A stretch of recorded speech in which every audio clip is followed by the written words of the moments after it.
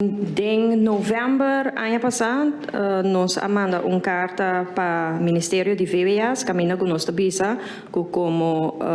governo nos para trás de resultado da comissão que agora instalar com participação também de ZTCN,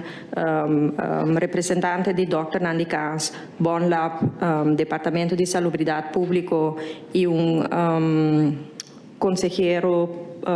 profissional riba e área, nós está de acordo com o conselho com a comissão e com nós lo que sigue papel tocante de aqui. Me tenho visa que semana passada 22 de fevereiro me há uma carta, em verdade, de senhor Herbert Bernard, caminha com a visa que não por parte da sostener o resultado de lo qual o grupo de trabalho a trazer adiante como conselho. Pero em linha esta visa também que nada queda querer começa a ter laboratório só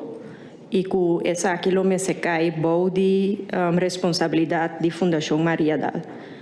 e que não que chega na acordo que o governo oferece aqui e stop and plan. Então, se até ainda é a posição que não tem na mesa.